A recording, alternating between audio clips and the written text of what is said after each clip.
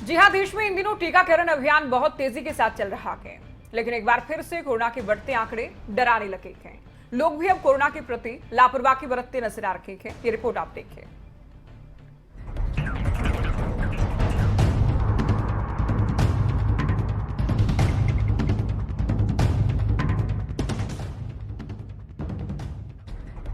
पूरी दुनिया कोरोना महामारी के प्रकोप से जूझ रही है और अब एक बार फिर से कई देशों के साथ साथ भारत में भी कोरोना संक्रमण के मामलों में लगातार तेजी देखी जा रही है, क्योंकि देश में एक बार फिर कोरोना वायरस ने रफ्तार पकड़ ली है। दिन ब दिन आंकड़े डरा रहे हैं। तमाम पाबंदियों के बावजूद लोगों की लापरवाही थमने का नाम नहीं ले रही है। इसकी बानगी आज देश में लगातार बढ़ रहे आंकड़ों में साफ दिखाई दे रही है। इसके बावजूद बगैर मास्क लोग जगह जगह दिखाई दे रहे हैं और अगर इसी तरह का रवैया रहा तो एक साल पहले की स्थिति में भारत फिर से जा सकता है और एक बार फिर देश की टेंशन बढ़ सकती है। देश में अब तक के कोरोना के आंकड़ों की बात की जाए तो 1,87,87,534 कोरोना के मामले हैं, जिनमें से 1,12,31,650 से ज्यादा लोग रिकवर हो गए हैं और 3,95,192 एक्टिव केस हैं। 1,60,692 लोगों की मौत भी हुई। अब 5 महीने बाद देश में रिकॉर्ड पहली बार 53,000 से ज्यादा कोरोना के मामले आए। स्वास्थ्य मंत्रालय की ताजा रिपोर्ट के अनुसार पिछले 24 घंटे में 53,476 नए कोरोना के मामले सामने आए हैं और 251 लोगों की जान चली गई। हालांकि 26,490 लोग कोरोना से ठीक हुए। कोरोना के बढ़ते मामले संकेत दे रहे हैं कि लोगों की लापरवाही एक बार फिर से कोरोना को बेकाबू कर सकती है। अब लोगों में कोरोना को काबू में लाने के लिए सतर्कता बरतनी होगी। अगर पिछले कुछ दिनों में कोरोना के बढ़ते मामलों पर नजर डालें तो 17 मार्च को 28,903, 18 मार्च को 35,871, 19 मार्च को 39,726, 20 मार्च को 40,953, 21 मार्च को 43,846, 22 मार्च को 46,951, 23 मार्च को 40,715, 24 मार्च को 47,262, 25 मार्च को 53,476 है। अब अगर वक्त रहते लोगों ने कोरोना के प्रति बढ़ती लापरवाही को नहीं रोका तो हालात बेकाबू हो सकते हैं और ऐसे में लोगों से यही उम्मीद की जा रही है कि लोग अपनी जिम्मेदारी को समझें और कोरोना से सतर्क रहें। रश्मि पांडे, न्यूज डेस्क, खबरें अभी तक।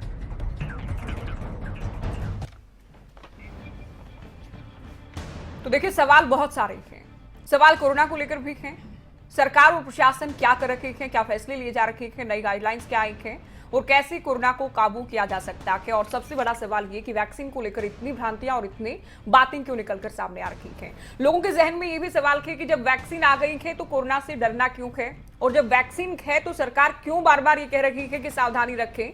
क्यों नहीं लगता कि अब कोरोना खत्म हो जाएगा। तो आम लोग जो सोचते हैं, जो भ्रांतियां हैं, जो सवाल हैं कोरोना को लेकर, हम उन तमाम जवाबों को लेने की कोशिश करेंगे। खास पैनल हमारे साथ है doctor Ramesh Verma, Rohtak PGI doctor हैं और कोवैक्सीन के कोऑर्डिनेटर आपके हमारे साथ जुड़ गए हैं। स्वागत है सर आपका। डॉक्टर आनंद सनवारिया, एमडी मेडिसिन हमारे साथ हैं। सर आपका भी बहुत स्वागत है इस चर्चा में। और सबसे पहले रमेश वर्मा जी, आपसे पहला सवाल रहेगा सर, वैक्सीन आप लोगों ने तैयार की, भारत में वैक्सीनेशन का काम तेजी से भी चल रहा है, क्या ऐसा कारण आप देख रहे हैं कि लोगों में अभी भी संशय है, बहुत सारे सवाल थे लोगों के जहन में, अभी भी भ्रम की स्थिति है वैक्सीन को लेकर?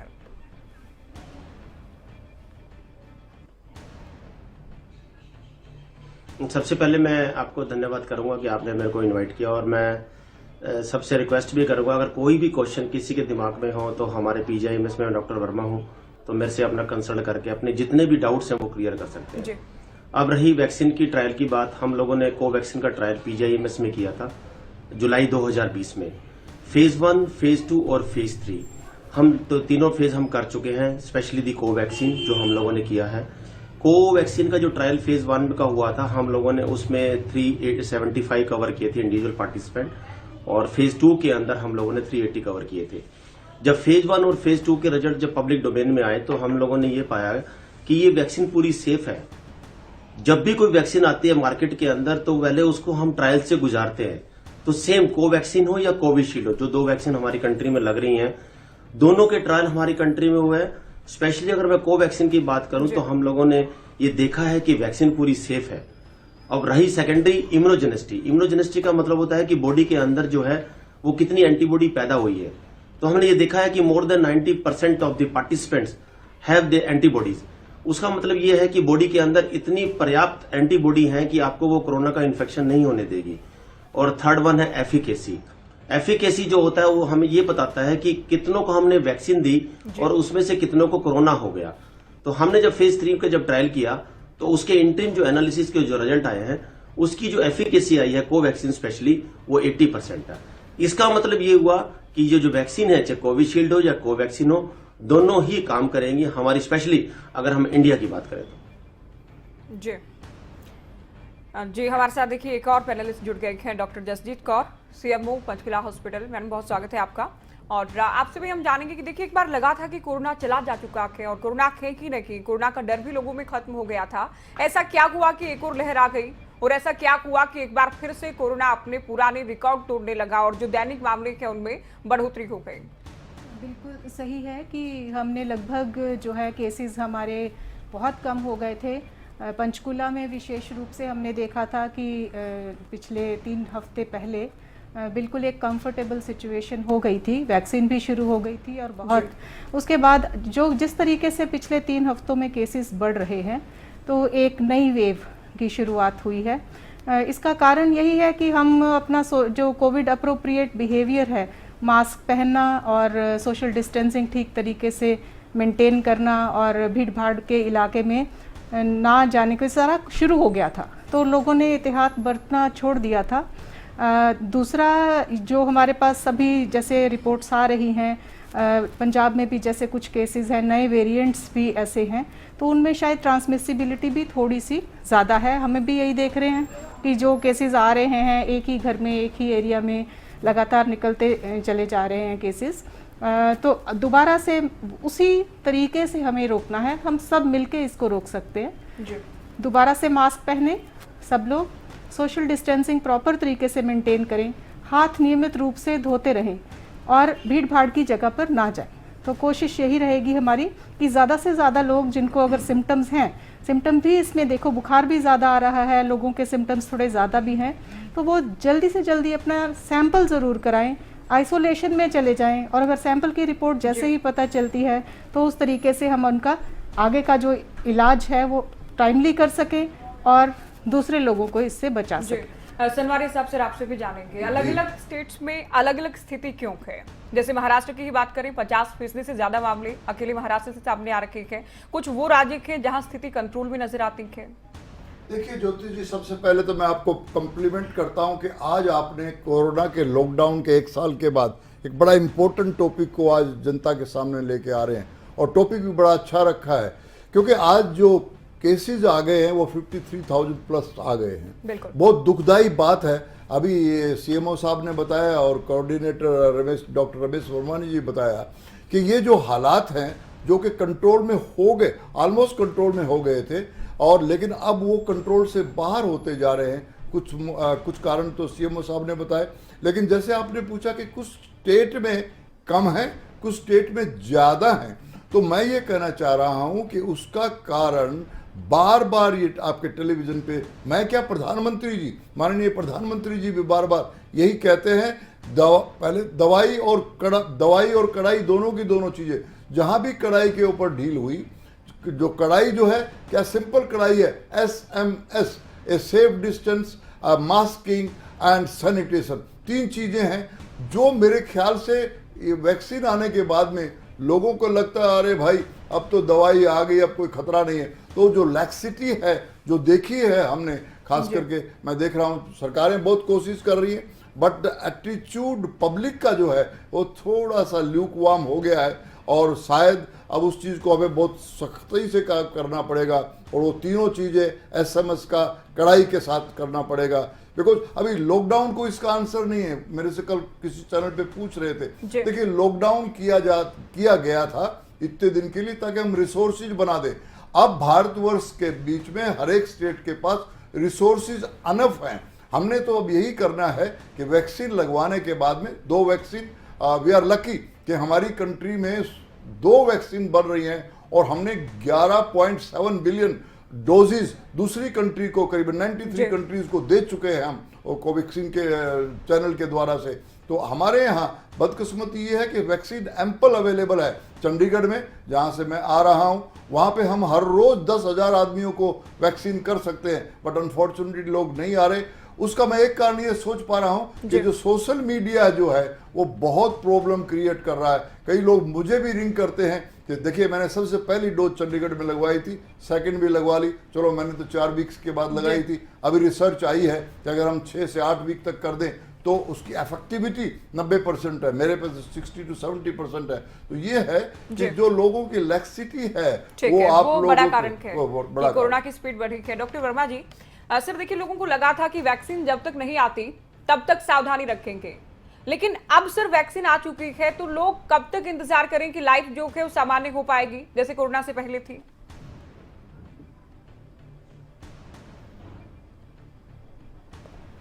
फिलहाल हमें गवर्नमेंट ऑफ इंडिया ने इमरजेंसी यूज ऑथराइजेशन सर्टिफिकेट दिया है। उसका मतलब ये है कि हम प्रायोरिटी बेसिस पे लोगों को लगाएंगे। सबसे पहले हम जैसे कि मोर देन 60 इयर्स पे लगाया है और 45 to 60 इयर्स पे हम लोगों ने लगाई थी जिनको कोई क्रोनिक मॉर्बिडिटी है, और 1 अप्रैल से हम मोर देन 45 इयर्स, चाहे उसको बीमारी है या नहीं है, हम पूरे इंडिया में लगाने जा रहे हैं। मुझे ये लगता है कि अगर कोरोना से बचना है तो हमारे पास सिर्फ एक ही उपाय है, वो है वैक्सीन। क्योंकि जब तक पूरी कंट्री के अंदर या पूरे वर्ल्ड के अंदर हर्ड इम्यूनिटी पैदा नहीं होगी, जब तक ये कोरोना का इन्फेक्शन नहीं जाएगा। हर्ड इम्यूनिटी मैं आपके माध्यम से लोगों को बताना चाहूंगा, उसका मतलब ये होता है कि अंदर अगर बॉडी के अंदर एंटीबॉडी का प्रोडक्शन होना, either because of natural infection, या तो आपको इन्फेक्शन हो जाए या फिर आपको वैक्सीन लग जाए। और ये कोरोना के इन्फेक्शन में देखा गया, जब तक पूरे वर्ल्ड के अंदर या पूरी हमारी कंट्री में 2/3 लोगों को या तो नेचुरल इन्फेक्शन से एंटीबॉडी या वैक्सीन की वजह से अगर एंटीबॉडी पैदा हो जाएंगी, तभी ये जो chain of transmission of the corona infection है वही तभी ब्रेक होगा। अदरवाइज मुझे ऐसा लगता है कि सेकेंड वेव, थर्ड वेव हो सकता है, छोटी छोटी वेव बीच बीच में आए, इसमें कोई बड़ी बात नहीं, क्योंकि जितने भी हमने देखे हैं पुराने जितने भी पेंडेमिक हुए हैं उनमें इस तरह की वेव आती है। लेकिन वेव जब भी जाएगी जब हमारी कम्युनिटी के अंदर हर्ड इम्यूनिटी पैदा होगी, और हर्ड इम्यूनिटी मैंने आपको बताया इधर वैक्सीनेशन और नेचुरल इन्फेक्शन से होगी। जी जसजीत जी, देखिए जो लोग पूरी तरह से कहें कि किसी तरह की बीमारी से ग्रसित नहीं है, पूरी तरह से स्वस्थ हैं, वो वैक्सीन क्यों लगवाएं? ये सवाल भी लोगों के जहन में है। और वैक्सीन कितनी सेफ है? लोगों को डर है कि कहीं वैक्सीन के साइड इफेक्ट्स ना हो जाए, जो लोग पहले से बीमार नहीं हैं वो कहीं बीमार ना हो जाए वैक्सीन लगवाकर। देखिए, जैसे अभी डॉक्टर साहब ने बताया है कि हर्ड इम्यूनिटी के लिए ये ज़रूरी है कि हमारे में एंटीबॉडीज़ बने। तो वैक्सीन जो है वो जल्दी से, चाहे वो स्वस्थ लोग हैं और जिनको अभी तक कोविड की इन्फेक्शन नहीं हुई है, तो हमें चेन को, ट्रांसमिशन चेन को रोकने के लिए इस ज़रूरी है वैक्सीन लगाएं। और वैक्सीन बिल्कुल सुरक्षित है। बार बार डॉक्टर साहब ने बताया है आपको जैसे कि दोनों ही वैक्सीन बहुत अच्छे साइंटिफिक ट्रायल से निकली हुई हैं। बहुत हमारा जो इसका अभी तक रिस्पांस भी देखा जा रहा है, सेफ्टी के पॉइंट ऑफ व्यू से भी जितने लोगों को लगी है बहुत एक अच्छी सेफ वैक्सीन है। वैक्सीन हेजिटेंसी शुरू में जो लोगों में थी, अब मेरे ख्याल से इतने लोगों को लगने के बाद वो भी नहीं होनी चाहिए। और आगे जैसे प्रायोरिटी ग्रुप्स हैं, जब हमने 60 इयर्स और 45 विद कोमॉर्बिडिटीज़ इसलिए था कि जो ज़्यादा वल्नरेबल थे उनको पहले कवर कर लिया जाए। और अब हम 1 अप्रैल से 45 प्लस सभी को लगाने जा रहे हैं, पर लोग आ नहीं रहे। मेरी अपील ये है सबसे कि आएँ, वैक्सीन लगवाएं। हाँ, वैक्सीन लगवाने के इमीडिएटली बाद आप मास्क और वो नहीं छोड़ेंगे, क्योंकि जब तक एंटीबॉडीज़ पूरी तरह से दो डोजेज के बाद प्रॉपर इम्यूनिटी नहीं बन जाती तब तक वो करना ज़रूरी है। और एक बार हम सब जब सारे के सारे लोग प्रॉपरली वैक्सीनेट हो जाएंगे और ये चेन ऑफ ट्रांसमिशन रुक जाएगा, तो हम एक नॉर्मल लाइफ की तरफ जा सकें। डॉक्टर सनवारिया साहब, सर देखिए जिस स्पीड के साथ सरकार चल रही है या स्वास्थ्य मंत्रालय चल रहा है, इतनी ज्यादा जनसंख्या है भारत की, क्या उम्मीद की जाए कि कब तक हर जन तक वैक्सीन पहुंच पाएगी और क्या ये स्पीड काफी है? ज्योति जी, बड़ा इंपॉर्टेंट क्वेश्चन आपने मुझसे पूछा। देखिए, हमारे हिंदुस्तान में जो आज पैरामीटर्स किए हुए हैं कि 60 प्लस एंड विद दैट जो कोमॉर्बिडिटी के लोग हैं, और मैं उसको मान के चलूँ कि जो आप कह रहे हैं कब तक हम सबको कर देंगे। देखिए, मैं ये कहना चाह रहा हूँ कि इस वैक्सीन को हम यूनिवर्सल इम्यूनाइजेशन के अंडर कंट्रोल नहीं कर रहे हैं, बट बात में बार बार में वही घूम के बात क्या आ रही है कि जब तक कि हर्ड इम्यूनिटी नहीं होएगी।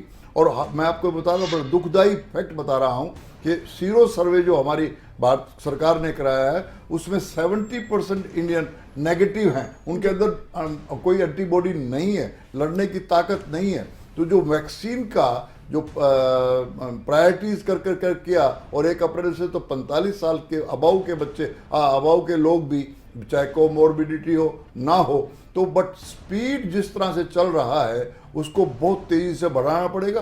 कुछ सरकारों ने बहुत अच्छा काम किया है। हरियाणा में, मैं सीएमओ साहब यहाँ बैठी हुई हैं और मैं बधाई देता हूँ अनिल विज जी को और मनोहर लाल जी को कि उन्होंने हफ्ते में 2 दिन के लिए मास वैक्सीनेशन करा है ताकि बहुत सारे लोग वहाँ पे आ जाएं।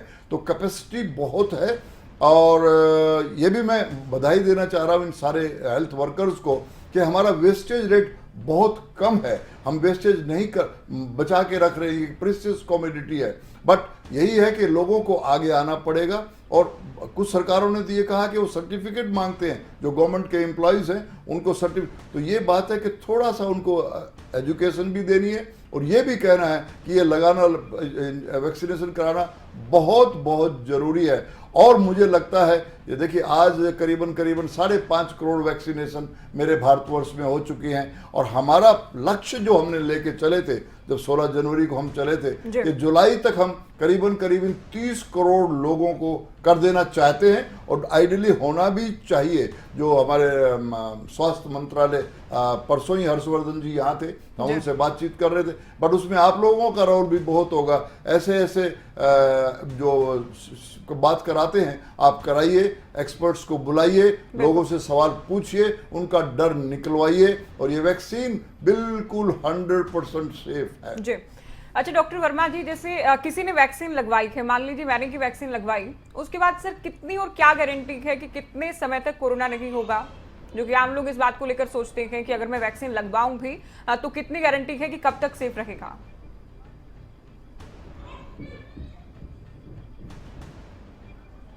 देखो, ये ट्रायल का पार्ट है। हम लोगों ने ट्रायल्स क्योंकि जुलाई में शुरू किया था जी, और एफिकेसी जैसे कि मैंने आपको बताया कि फेज 3 की आ गई 80%, और 80% का मतलब ये है कि after the vaccination of 2 doses कि 80 लोगों को हो सकता है कि कोरोना का इन्फेक्शन ना हो। अब इस वैक्सीन का कितने दिन तक या कितने महीने या कितने साल तक असर रहेगा, अभी ये कहना जल्दबाजी होगी, क्योंकि हमारा जो ट्रायल है वो जुलाई में शुरू हुआ था, और फर्स्ट फेज हमारा कंप्लीट हो गया। प्रोटेक्टिव एंटीबॉडी फर्स्ट फेज के अंदर लोगों के अंदर है। वो आने वाला टाइम ही बताएगा कि आने वाले जो फेज 1 के अंदर जो पार्टिसिपेंट थे उनके अंदर जो एंटीबॉडीज हैं वो कब तक सर्वाइव करेंगे। हम 9 महीने पे 1 साल 1.5 साल उनके टेस्ट करेंगे, और जैसे ही फॉर एग्जाम्पल डिप करती हैं, फॉर एग्जाम्पल 1 साल के बाद या 1.5 साल के बाद या 2 साल के बाद हो सकता है हम उनको बूस्टर की डोज भी लगाने पड़े। लेकिन मैं अभी गारंटी से नहीं कह सकता कि बॉडी के अंदर जो हमने आफ्टर वैक्सीनेशन जो है एंटीबॉडी जो है बॉडी के अंदर वो कितने साल या कितने महीने तक सर्वाइव करेंगी, ये आने वाला पार्ट ही बताएगा। मैं आपके माध्यम से लोगों से अपील करूंगा कि वैक्सीन पूरी सेफ है, क्योंकि वैक्सीन का काम हमेशा आपको प्रोटेक्शन करना ही है। जितनी भी वैक्सीन पुराने की बनी हुई है हमारी, चाहे डीपीटी हो, चाहे पेंटावेलेंट, आईपीवी, कोई हो जो हम बच्चों को लगाते हैं, वो वैक्सीन सारी सेफ है। जो हमने टेक्नोलॉजी इन दोनों वैक्सीन के अंदर यूज की है, चाहे कोविशील्ड हो या कोवैक्सीन हो, वो ओल्ड वन है। हमने कोई नई टेक्नोलॉजी यूज नहीं की है, और जो इसके कंटेंट्स हैं वो भी आप देखेंगे वो पुरानी वैक्सीन में हम यूज कर चुके हैं। तो आप इस डर से बचे कि इस वैक्सीन का कोई साइड इफेक्ट है। हाँ, इस वैक्सीन के देने के बाद माइनर से हो सकता है किसी को फीवर आ जाए, फॉर एग्जाम्पल पेन हो जाए या स्वेलिंग आ जाए जहां पे हमने इंजेक्शन लगाया, वो 24 to 48 आवर में सबसाइड हो जाते हैं। या सिंपल पैरासीटामोल की टैबलेट ले तो हम सारे से जो सिम्टम्स होते हैं सबसाइड हो जाते हैं। हमने ट्रायल फेज 1 फेज 2 में भी ये देखा था कि माइल्ड सिम्टम आए थे, लेकिन सिंपल पैरासीटामोल की टैबलेट से सभी लोग स्वस्थ हैं। उनमें जितने भी लोग हम लोगों ने इन्वॉल्व किए थे, किसी को भी सीरियस एडवर्स इवेंट नहीं आया। उसका मतलब ये होता है कि आफ्टर वैक्सीनेशन किसी को हमने एडमिट करने की जरूरत नहीं पड़ी। हाँ, माइनर साइड इफेक्ट वो किसी भी वैक्सीन या किसी की भी इंजेक्शन के हो सकते हैं। अच्छा, तो मैं लोगों से अपील करूंगा, बहुत सोशल मीडिया पर खास तौर पर ऐसी बातें चल रही हैं कि किसी में कोरोना नहीं था लेकिन वैक्सीन ली, उसके बाद कोरोना हो गया। कितना सच है इन बातों में, और क्या दूसरी डोज नहीं लेने पर भी किसी तरह की परेशानी आती है कि आप पहली डोज लें उसके बाद दूसरी डोज भी लें?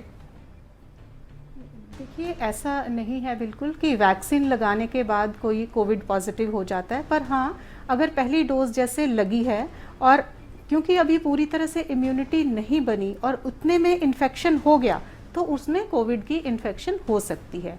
तो वही मैं बार बार जैसे कह रही हूँ कि कोविड की पहली डोज या इवन दूसरी डोज के भी कुछ दिनों तक क्योंकि हमारे में पूरी तरह से अभी एंटीबॉडीज़ नहीं डेवलप हुई, तो मास्क पहनना और बाकी सारे जो हमारे प्रोटोकॉल्स हैं उनको फॉलो करना ज़रूरी है, क्योंकि इन्फेक्शन होने का चांस रहता है। तो एक डोज लगाने के बाद ये नहीं है कि कोरोना इन्फेक्शन नहीं हो सकती, कुछ लोगों में हुई है। आप जब तक दोनों डोज नहीं लग जाती और उसका प्रॉपर हमारे पास एक एंटीबॉडी लेवल डेवलप नहीं हो जाता, तब तक कोशिश यही रखें कि सारे नियमित प्रोटोकॉल्स के साथ साथ अपने आप को बचाए रखें। पर वो वैक्सीन की वजह से पॉजिटिव नहीं होता है, वो ये है कि इम्यूनिटी अभी पूरी तरह से नहीं है, तो उनको इन्फेक्शन हो सकता है। सनवारिया साहब, आम लोग सावधानी नहीं बरतते, ये अमूमन हम जैसे लोग, आप जैसे लोग बात करते हैं, लेकिन क्या मानेंगे कि पॉलिटिकल पार्टीज का भी इसमें बड़ा रोल है कि जहां इलेक्शन है वहां बहुत बड़ी रैलियां भी होती हैं, वहां सोशल डिस्टेंसिंग की धज्जियां भी उड़ाई जाती हैं और वहां कोई बहुत ज्यादा नियम कायदे कानूनों का ध्यान नहीं रखा जाता? बिल्कुल, मैं ज्योति जी आपका सवाल को और तीर भी आपका समझ पाया हूँ कि आप कहाँ से पूछना चाहती हैं। मैं किसी भी पॉलिटिकल पार्टी को अवॉइड नहीं करना चाह रहा कि वो इसको पैरामीटर्स को ना माने।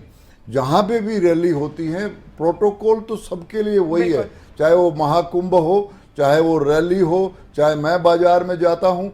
बट अनफॉर्चुनेटली जो देखा जा रहा है इस वक्त, तो कि जी रैलियों में तो उतना सारा प्रिकॉशन नहीं होती और उसका हमें एक भुगतान भी करना पड़ रहा है। तो ये प्रोटोकॉल जो है SMS का, जो मैं बार बार बता रहा हूँ, उसके पर वो कड़ाई करने वाली बात जो है शायद वो पॉलिटिकल लेवल पे नहीं हो पाएगी इस वक्त। बट हमें अपने आप को बचाने के लिए ये तो SMS का भी यूज करना है और वैक्सीन को भी यूज करना है, हर हालात में 2 डोज के। बिल्कुल। डॉक्टर वर्मा जी, सर आपसे आखिरी सवाल, क्या भारत में वैक्सीनेशन पॉलिसी में किसी तरह की तब्दीली की, बदलाव की जरूरत है वर्तमान हालात को देखते हुए?